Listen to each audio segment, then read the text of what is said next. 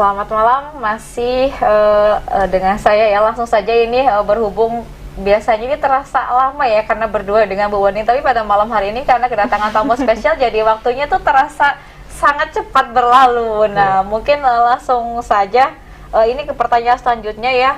Nah, ini mungkin Mbak Alia baru bergabung nih ya bersama kami. Sebenarnya tadi di segmen 2 sudah disinggung juga sama Mas Agung nih. Pertanyaannya, UT itu akreditasinya apa ya? Nah, mungkin nanti bisa jawab Bu Wening. Kemudian kalau buat daftar CPNS bisa nggak sih? Nah, ini tadi sudah saya singgung bahwasanya untuk terkait lulusan dari universitas terbuka apakah bisa melalui CPNS itu sangat bisa. Nah, tentunya ini ada testimoninya alumni dari universitas terbuka, ada Mas Agung Wibowo yang alhamdulillah nih ya sudah menjadi PNS. Oke. Nanti mungkin bisa nanti dilihat tayangannya ya di YouTube kami. Kemudian akan dijawab terkait akreditasi universitas terbuka nih Bu Wening nih. Mungkin masih banyak yang bertanya-tanya karena bingung kan yang mau daftar. Ya, langsung saja Bu Wening. Saya jawab yang akreditasi dulu ya. Akreditasi dulu. Tadi penanya Mbak siapa tadi ya? Jadi gini Mbak penanya atau Mas penanya, akreditasi UT itu sebenarnya bisa dilihat di webnya UT ya, tapi ini saya jawab. Kalau akreditasi institusi itu akreditasinya B, Mbak Rum.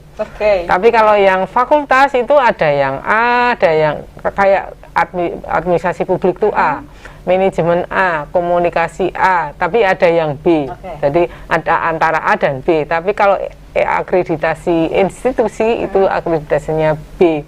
Tapi kalau tadi yang penanyanya nanti silahkan di web UT www.ut.ac.id, silahkan dilihat di situ akreditasi UT ya. Tapi tadi sudah saya jawab ya gitu ya. Jadi di situ silakan berselancar di websitenya, informasi apapun itu sudah ada semua ya Bu? Ya, ada semuanya ya, di situ sudah ada semuanya.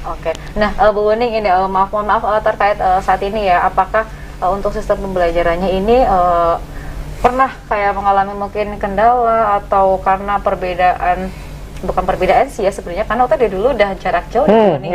Nah, untuk saat ini adakah mungkin hal yang baru atau yang lebih baru dari sebelumnya gitu, ada tidak untuk sistem pembelajarannya? Oke, terima kasih Mbak Arum. Ini UT sudah paham banget ya Mbak Arum. Jadi sistem pembelajaran itu sebenarnya dari dulu itu kan ada pilihan nih mahasiswa. Ada yang fully online, ada yang tatap muka, ada yang tutorial online, web. Nah, kalau sekarang itu kan tidak boleh tatap muka nih. Hanya yang boleh tatap muka itu adalah yang daerah 3T.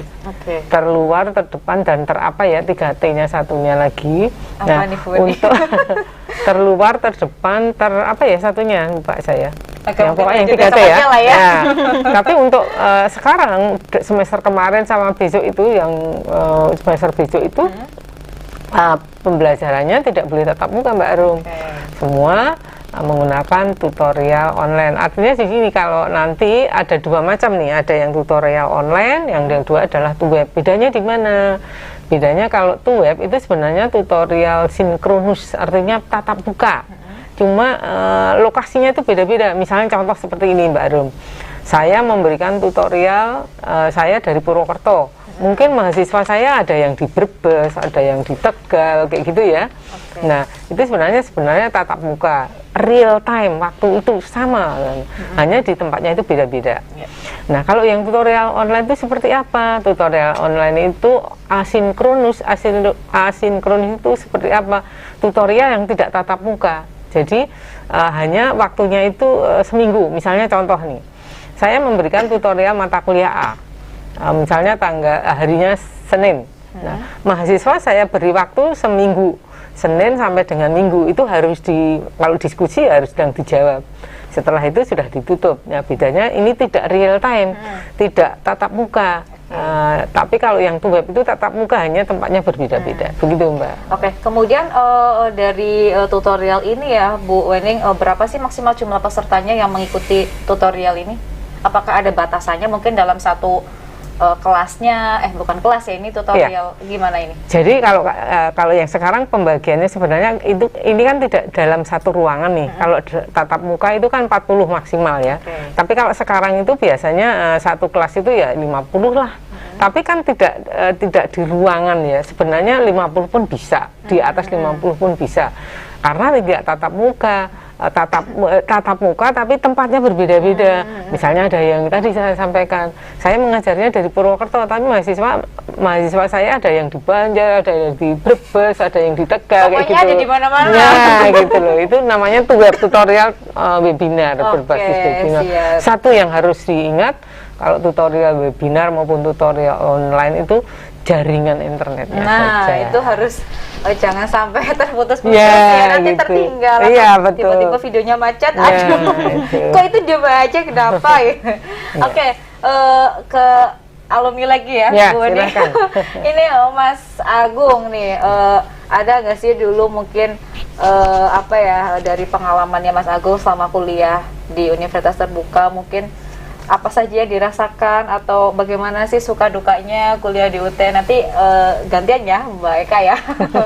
Gimana Mas Agung? Kalau saya pribadi sih, saya rasa tidak ada dukanya ya, karena saya dari awal sudah memilih, berarti di situ saya sudah harus istilahnya berjuang dengan apa yang saya pilih. Jadi istilahnya saya nggak boleh mundur.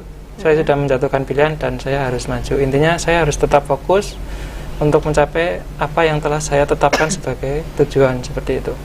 Kalau untuk mungkin kemandirian dalam belajar di UT itu kan yang dituntut paling utama ya. Jadi kalau untuk menjadi mahasiswa UT yang berprestasi, intinya ya kita harus istilahnya benar-benar mandiri secara belajar. Maksudnya di sini kita harus aktif mencari materi lain yang selain ada di modul itu. Kemudian sebelum ibaratnya melakukan ujian, kita pelajari modul dulu. Setelahnya mungkin kita bisa mereview dengan teman atau dengan orang yang lebih senior daripada kita. Dan saya rasa belajar di UT itu sangat mengasihkan. Jadi saya tidak merasa ada dukanya selama saya belajar. Seperti itu. Jadi memang banyak senangnya ya. Banyak dan senangnya, mungkin terkait tadi mungkin adik-adik atau calon-calon nih mahasiswa UT yang masih bingung terkait mungkin nanti gimana sih pembelajarannya, atau bagaimana sih pengaplikasiannya, untuk mendownload materi dan segala macam itu ada tutornya, ada pembimbingnya ya Mas ya.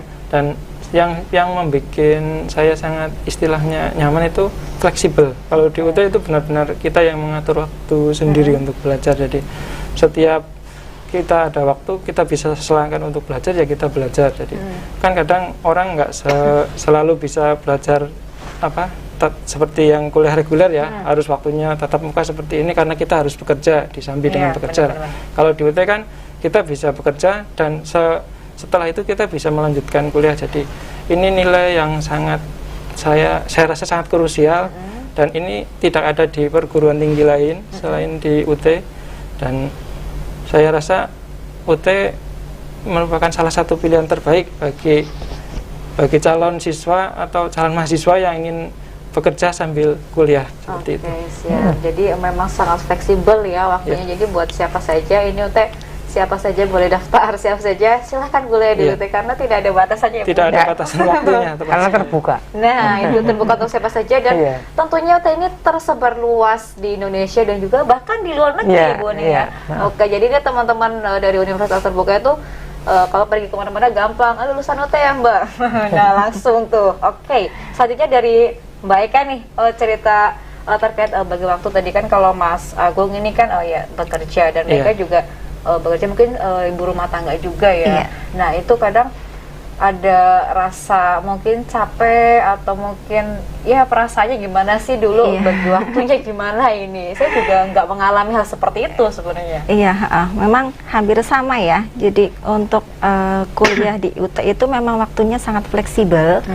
Jadi memang kita yang mengatur sendiri. Jadi saya dulu kan waktu dulu itu kan ibu rumah tangga juga, bekerja terus kuliah juga gitulah. Itu banyak sekali ya kesibukannya. Jadi untungnya itu kuliah di UT pada saat itu saya ikut tutorial tatap muka. Jadi kuliahnya itu hanya hari Sabtu siang jam 12 mulai sampai sore jam 4 dan hari Minggu. Jadi memang untuk kuliah itu saya memang fokusnya di hari Sabtu dan Minggu. Dan untuk belajar itu sefleksibel mungkin. Kalau misalkan saya sempat ada waktu belajar ya saya belajar gitu. Jadi memang sangat fleksibel sekali. Ya, gitu. Jadi sangat memanfaatkan waktu Iya, luang betul. ya Mbak ya. Jadi nggak ada nganggurnya nih Mbak Eka. Mbak Eka nggak ada nganggurnya, saya jadi ibu rumah tangga, juga sudah bekerja dan kuliah juga tentunya. Yang penting ada niatan dari diri sendiri, tentunya tetap semangat kalau memang masih ingin menempuh pendidikan, nggak ada batasan dan sebenarnya ya tergantung niat aja ya Mbak. Iya, ya, betul. dan Mas ya. Oke, Semuanya nanti ya tergantung diri sendiri. Nah, iya. Siap. Nanti kita akan kembali lagi ya. Mungkin ini segmen terakhir kita bersama Mas Agung, Mbak Eka dan juga Bu Uning. Jadi buat teman-teman langsung saja untuk bergabung bersama kami di Interaktif Banyumas TV di 02816577020 atau di 082326363366. Namun setelah jeda pada warna berikut ini.